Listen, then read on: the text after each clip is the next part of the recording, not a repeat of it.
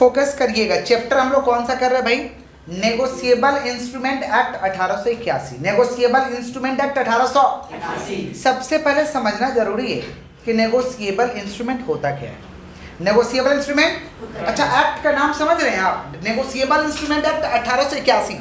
अच्छा बताइए, देश के आज़ादी के पहले का ये एक्ट है कि देश के आज़ादी का बाद का है? देश के आज़ादी के पहले का एक्ट है। यानी कौन बनाया होगा? ब्रिटिश। हमारे देश पे तो ब्रिटिश का राज था ना भाई, ब्रिटिश गवर्नमेंट बनाया होगा, समझ पा रहे हैं? तो ये एक्ट को बनाया कौन था? British government. कौन सा बोलिए? British government. अच्छा आपको बता दे, कोई भी एक्ट बनते बनते लागू नहीं होता है, टेक टाइम्स। कोई भी एक्ट बनते बनते लागू नहीं होता है, टेक टाइम। तो क्या 1881 में बना, क्या संग संग लागू हो गया होगा? नहीं। इसका इफेक्टिव डेट कितना है? इट इज इफेक्टिव ऑन 1 मार्च 1882। इफेक्टिव ऑन कितना बोलिए? 1 मार्च 1882। टिक्की में पूछता भैया कि भाई इफेक्टिव कब से हुआ था? तो इफेक्टिव कब से हुआ? 1 मार्च 1882। बोलो क्या बोले हैं? 1 मार्च 1882। It extend whole of India. It extend, ये हिंदुस्तान के पूरा कोना कोना में लागू है। ये एक्ट जो है हिंदुस्तान के पूरा कोना कोना में लागू है। अब ये नेगोशिएबल इंस्ट्रूमेंट जो वर्ड है, देख पा रहे, 2 वर्ड से बना है। माने negotiable instrument containing 2 words, negotiable और इंस्ट्रूमेंट। नेगोशिएबल और कितने वर्ड से बना हुआ भैया? 2 वर्ड से। कौन कौन? नेगोशिएबल और इंस्ट्रूमेंट। जोर से बोलिए, नेगोशिएबल और इंस्ट्रूमेंट। तो नेगोशिएबल का मतलब होता है फ्रीली ट्रांसफरेबल। बोलो क्या बोले हैं? तो negotiable means freely transferable. Negotiable means कितना इजी है, एकदम बंद कर दीजिए, बाद में देख लीजिएगा आप लोग घर में। Negotiable means freely transferable. बोलो क्या बोले हैं? नेगोशिएबल मीन्स फ्रीली ट्रांसफरेबल, जिसको आराम से हम क्या कर सकते हैं? ट्रांसफर कर सकते हैं। ट्रांसफर कर सकते का मतलब क्या हुआ कि हम अपना डॉक्यूमेंट, हम अपना चीज उनको दे सकते हैं। हम अपना चीज उनको फ्रीली ट्रांसफरेबल। फ्रीली माने हम अपना चीज इनको दे सकते हैं, उनको दे सकते हैं। इसको कहते हैं फ्रीली ट्रांसफरेबल। क्या कहते हैं? और इंस्ट्रूमेंट का मतलब होता है डॉक्यूमेंट। इंस्ट्रूमेंट का मतलब तो कह सकते हैं इंस्ट्रूमेंट मींस रिटन डॉक्यूमेंट, लिखित document. Instrument means written document. बोलो क्या बोले हैं? Instrument means written document. तो अब इसी को अगर अटैच कर दें तो नेगोशिएबल का हमें डेफिनेशन पता चल जाएगा। तो कह सकते हैं नेगोशिएबल इंस्ट्रूमेंट कंटेनिंग कितना words? 2 words, negotiable instrument. Negotiable और instrument. Negotiable means freely transferable, negotiable means, और इंस्ट्रूमेंट मींस रिटन डॉक्यूमेंट, लिखित दस्तावेज। लिखित दस्तावेज उसे कहते हैं इंस्ट्रूमेंट। क्या कहते हैं? इंस्ट्रूमेंट। तो अब प्रश्न आता है, नेगोशिएबल का मतलब समझ गए, माने क्या? फ्रीली ट्रांसफरेबल डॉक्यूमेंट है। नेगोशिएबल इंस्ट्रूमेंट क्या है? Freely transferable written document. Freely transferable from 1 person to another person, 1 person to another person. Negotiable instrument का मतलब क्या हुआ? फ्रीली ट्रांसफरेबल डॉक्यूमेंट है जिसको हम एक व्यक्ति से दूसरे व्यक्ति के पास दे सकते हैं। इसको हम क्या कहेंगे? Negotiable instrument. क्या कहेंगे?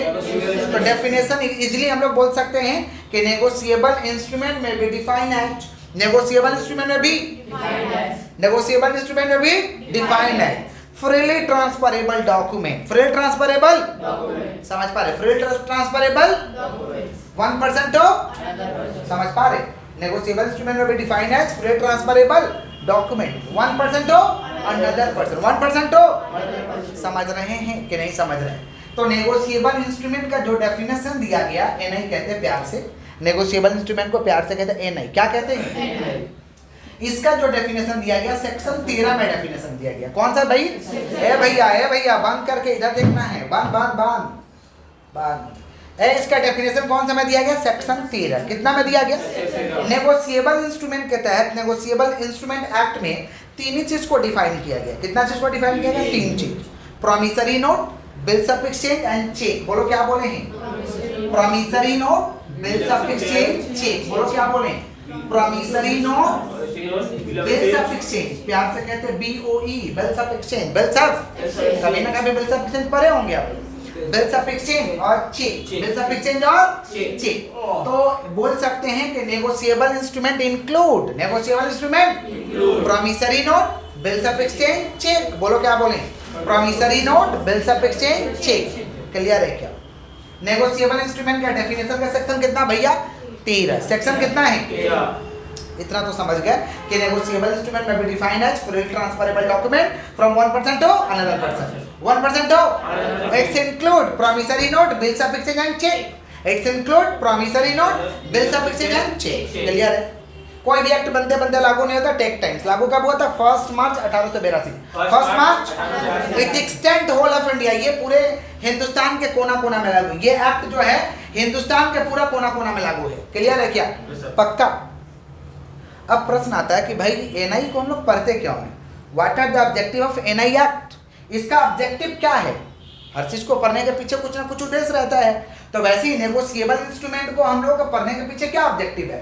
तो पहला ऑब्जेक्टिव है कि भाई चेक डिजॉनर हो जाता है. चेक क्या हो जाता है? उसे रोका जाए कि कोई चेक को डिजॉनर ना करे. कोई चेक को डिजॉनर, समझ पा रहे? चेक काटे तो उसका पैसा पहला चीज उसको रोका जाए और चेक का यूजेज को बढ़ाया जाए, क्रेडिबिलिटी को बढ़ाया जाए, लोगों को इंकरेज करें कि लोग पेमेंट का लेन देन करें तो चेक से करें. क्या चीज से करें? चेक से. मेन ऑब्जेक्टिव यही है. किसका? एनआई एक्ट का. किसका? और एनआई एक्ट का एक और मेन ऑब्जेक्टिव है कि भाई लीगल एविडेंस के तौर पे जो ट्रांजैक्शन हो रहा है उसका एक तो हम लोग क्या तैयार करें? दस्तावेज तैयार करें. क्या तैयार करें? ये भी इसका ऑब्जेक्टिव है. क्लियर है क्या?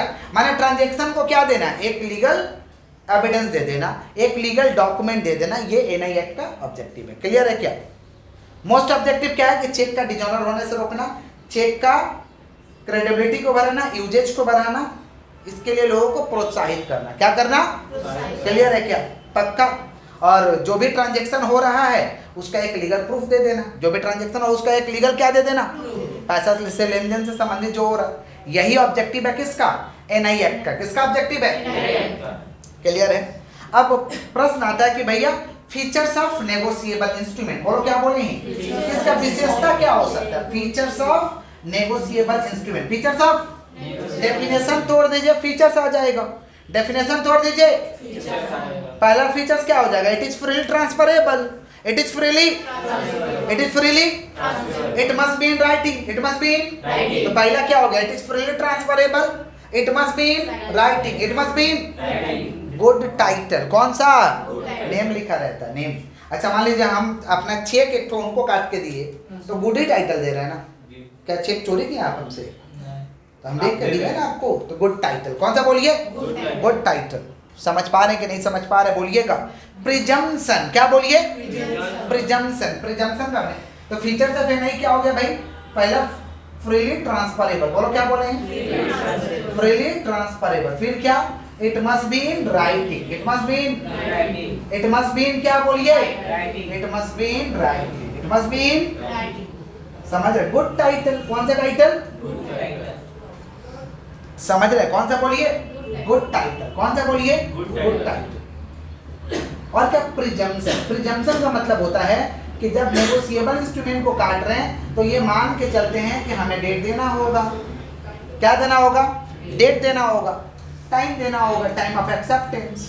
Date, time of acceptance, time of acceptance, date, time of acceptance. समझ पा रहे हैं कि नहीं समझ पा रहे हैं? सिग्नेचर वगैरह हमें करना होगा, अमाउंट देना होगा, तो अमाउंट, सिग्नेचर ये सब भरना होगा. तो ये सब क्या? प्रिजम्पशन है. क्या है? हम लोग मान के चलते हैं. ठीक है. उसके बाद हम लोगों का है होल्डर इन ड्यू कोर्स. बोलो क्या बोले हैं? Holder in due course. इसको ड्यू कोर्स में होल्ड किया जा सकता है. इसको ड्यू कोर्स में होल्ड किया जा सकता है. तो होल्डर इन ड्यू कोर्स के को समझने से पहले हम लोग को समझना जरूरी है कि what is holder. What is holder का मतलब होता है a person who hold the bill. A person who hold the, मान लीजिए हम उनको चेक दिए, भाई साहब को चेक दिए, वो भाई साहब अपने पास चेक को रखे हुए, तो वो कौन है? होल्डर. वो चेक को रखे तो वो कौन है? समझ पा रहे? उसे होल्डर कहते हैं. जो बिल को रखा है उसे होल्डर कहते हैं. अब प्रश्न आता है कि होल्डर इन ड्यू कोर्स क्या होता है? जैसे मान लीजिए ए को बी से मिल गया, मान लीजिए बिल्स ऑफ एक्सचेंज. ए को किससे मिला? ठीक है. ए के पास बिल है, ए दे दिया सी को, सी इंडोर्स कर दिया. इंडोर्स माने दूसरे पार्टी को दे देना. इंडोर्स माने दूसरे पार्टी को दे देना. सी किसको दे दिया? डी को. डी किसको दे दिया? ई को. बस इतना ही होगा. अब बिल किसके पास है भैया? ई के पास. बिल किसके पास है? फाइनल पेमेंट का दिन कौन पैसा लेने जाएगा? ई लेने जाएगा. कौन लेने जाएगा? ई लेने पैसा जाएगा. समझ पा रहे? तो इतने लोग जो ये दे के बैठे हुए हैं, सभी लोग क्या चीज में है? Holder in due course. Holder in, अभी पैसा मिला हुआ नहीं है, मिल जाएगा तो ये रिलेशन खत्म होगा. नहीं समझे? क्यों बोल रहा समझ में आ रहा?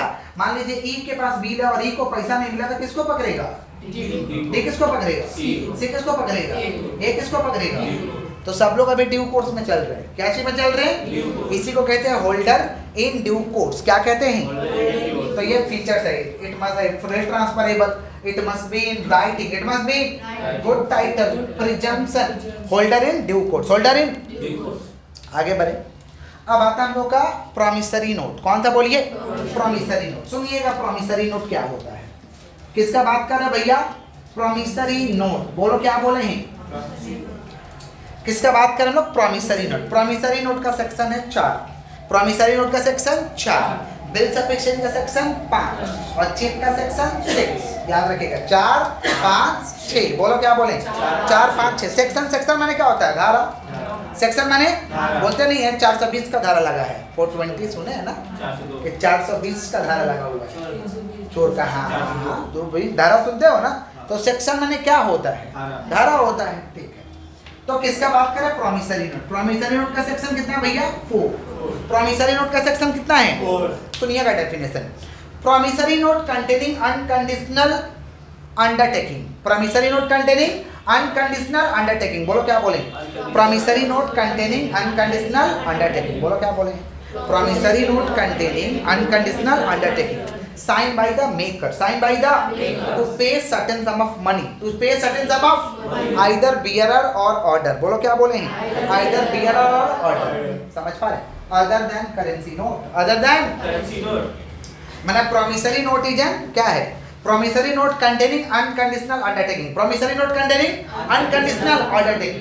समझ पा रहे? signed by the maker, signed by the to pay certain sum of money, to pay certain sum of either bearer or order, either bearer or other than currency note, other than currency note। सुन लीजिएगा, मतलब समझिए। Promissory note, promissory note का मतलब होता है वादा करते। क्या करते हैं? तो promissory note containing unconditional undertaking, unconditional promissory note में हम लोग वादा करते हैं कि भाई बिना किसी शर्त का हम वचन देते हैं, बिना किसी शर्त का हम वचन देते हैं कि आपको इतना पैसा देंगे, इतना पैसा देंगे। और जो मेकर है तो साइन कर देता है। प्रॉमिसरी नोट में 2 पार्टी होता है, मेकर और कौन होता है? पे। बोलो क्या बोले हैं? मेकर और पे। बोलो बोलो क्या बोले हैं? समझ रहे हैं क्या बोल रहे हैं? मेकर और पे, मेकर और पे। तो प्रॉमिसरी नोट में कितना पार्टी होता है भैया? 2 पार्टी। कौन कौन? मेकर एंड पे। जो बिल बना, जो प्रॉमिसरी नोट को बनाएगा उसे मेकर कहते हैं, जो प्रॉमिसरी नोट को बनाएगा उसे मेकर। तो प्रॉमिसरी नोट क्या? Promissory note containing unconditional undertaking. Promissory note containing unconditional, promissory note में लिखा रहता है भाई अनकंडीशनल अंडरटेकिंग। अंडरटेकिंग माने प्रॉमिस टू पे, अंडरटेकिंग माने प्रॉमिस टू, वादा करते कि हम पैसा देंगे बिना किसी शर्त का, बिना किसी मान लीजिए किसी को वादा करेंगे कि हम पैसा आपको देंगे तो क्या शर्त लगाएंगे? लगाया जाता है। बट प्रॉमिसरी नोट में क्या होना चाहिए? अनकंडीशनल। क्या होना चाहिए? कोई शर्त नहीं होना चाहिए, कोई शर्त। अच्छा, अनकंडीशनल समझते हैं? बिना किसी शर्त का आएगा पैसा मांगेंगे आप दे देंगे, कोई शर्त नहीं लगा। अच्छा मान लीजिए शर्त लगा देगा, आइएगा पैसा मांगने ना तो थोड़ा कमर हिला के दिखाना होगा, ये कंडीशनल हो गया। ये क्या हो गया? समझ रहे हैं? थोड़ा एक्टिंग करके दिखाना होगा, कंडीशनल हो गया। उठ बैठ करना पड़ेगा, ये कंडीशनल हो गया। अनकंडीशनल माने कोई शर्त नहीं है, कोई शर्त हम वादा करते हैं कि आपको पैसा दे देंगे। Unconditional undertaking, unconditional sign by the maker, sign by the maker का साइन रहना चाहिए, जो बना रहा है उसका साइन होना चाहिए। और उसमें एक अमाउंट लिखा होना चाहिए, to pay certain sum of money, to pay certain sum of. समझ पा रहे हैं? इट में भी बियरर भी हो सकता है और ऑर्डर भी हो सकता है।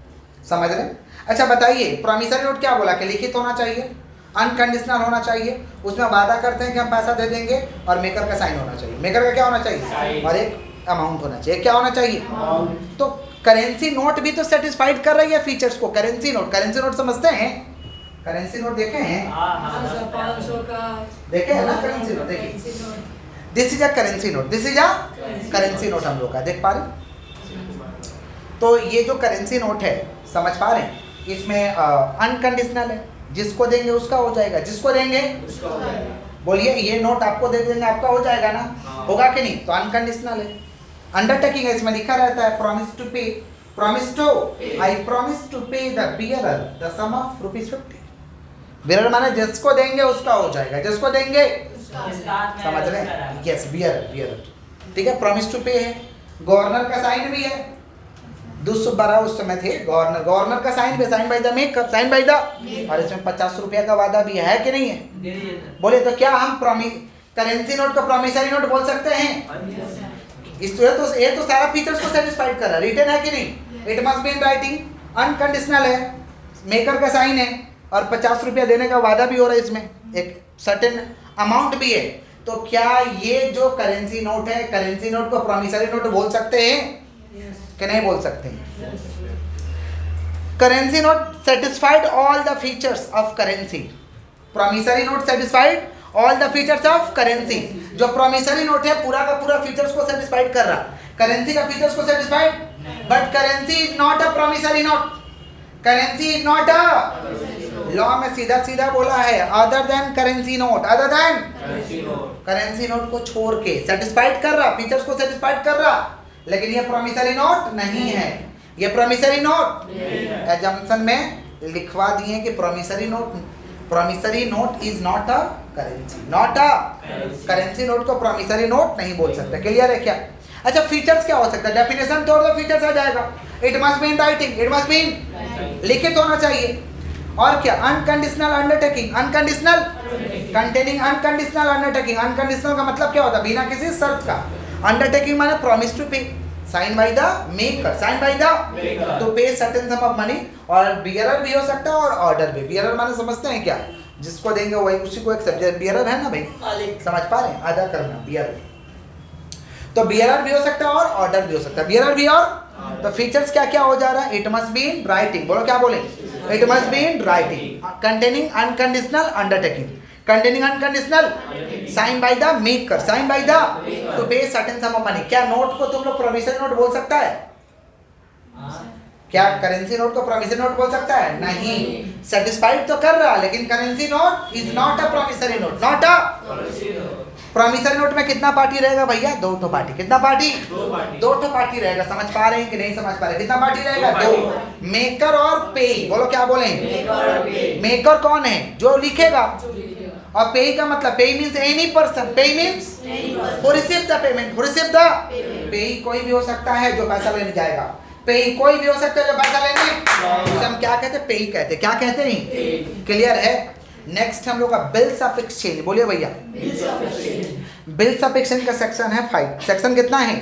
बिल्स ऑफ एक्सचेंज का भी डेफिनेशन सेम है, बिल्स ऑफ एक्सचेंज का भी डेफिनेशन सेम है, वही क्या? Bills of exchange, bills of, समझ पा रहे हैं? Containing unconditional order, unconditional undertaking नहीं, ऑर्डर है।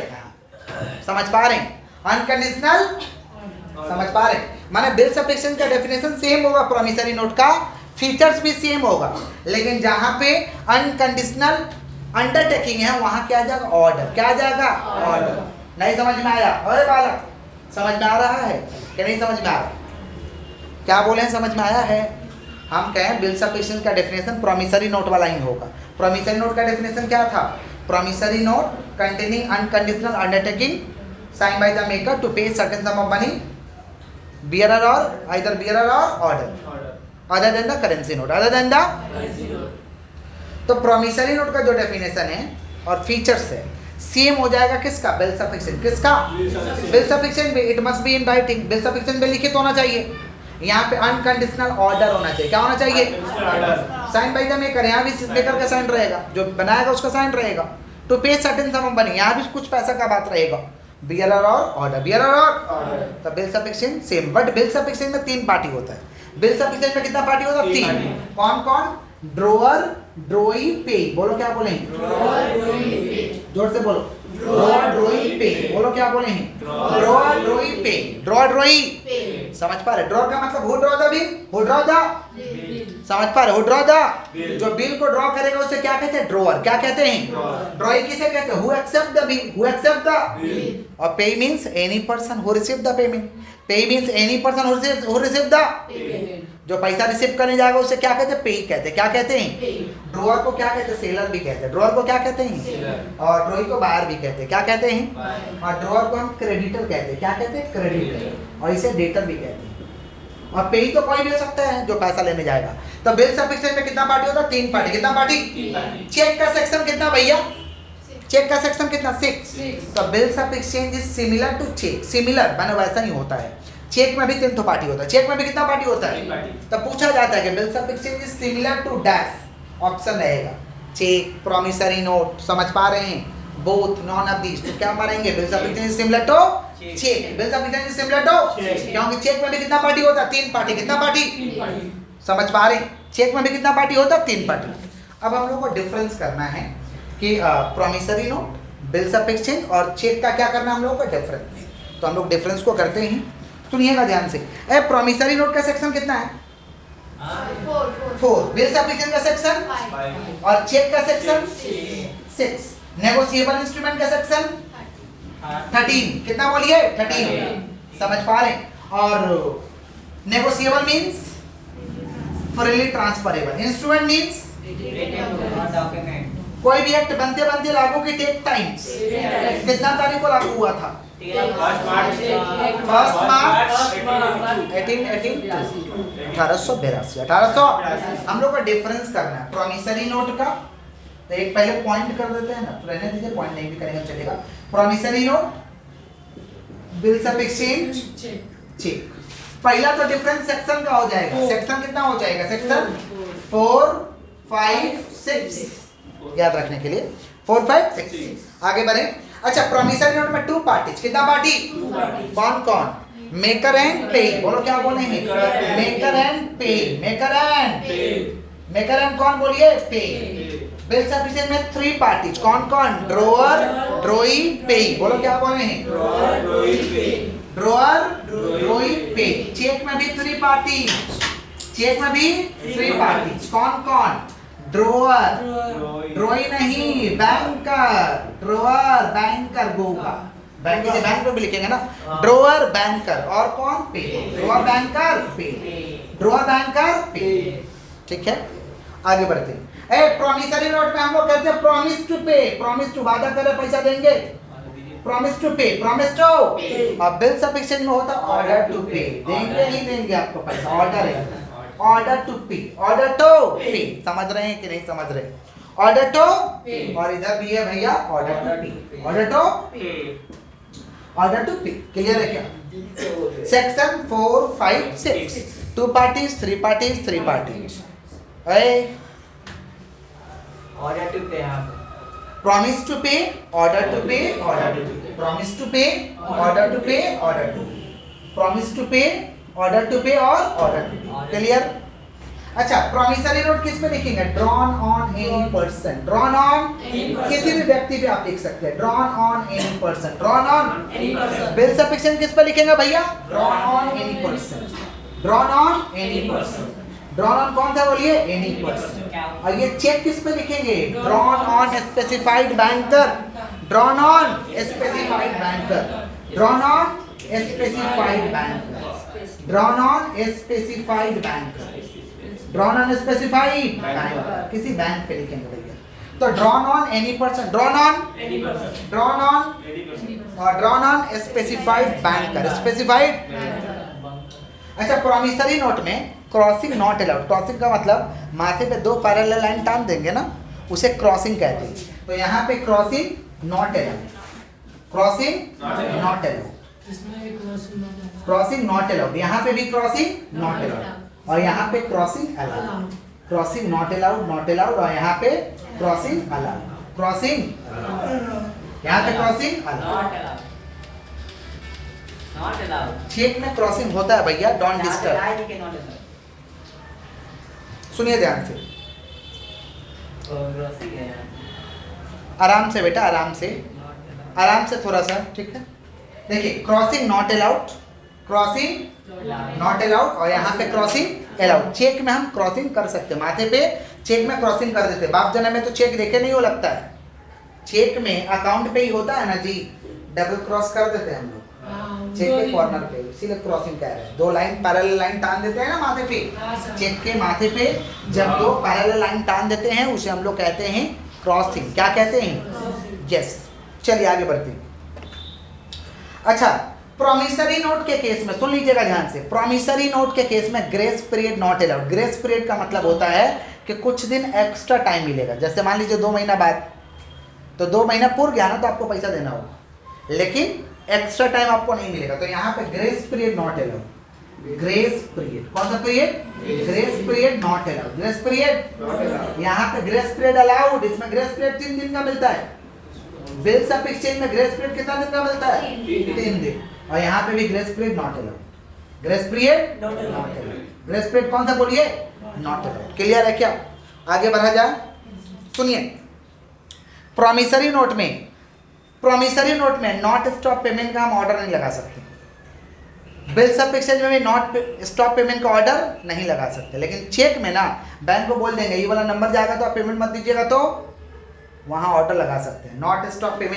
नॉट पेमेंट का हम लोग स्टॉप पेमेंट का ऑर्डर लगा सकते हैं। मैंने यहाँ पे स्टॉप पेमेंट का ऑर्डर नहीं लगा सकते, स्टॉप पेमेंट का ऑर्डर नहीं लगा सकते, लेकिन चेक में हम स्टॉप पेमेंट का ऑर्डर लगा सकते हैं। समझ रहे हैं कि नहीं समझ रहे हैं? अच्छा, प्रॉमिसरी नोट का पैसा कब देना होगा?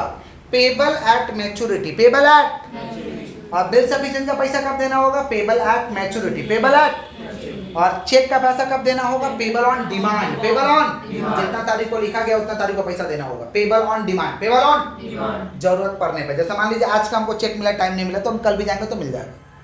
इसको कहते हैं payable on demand. Payable on. तो प्रॉमिसरी नोट का पैसा कब मिलेगा? मैच्योरिटी पे, समय पूरेगा तो payable at maturity. Payable eight.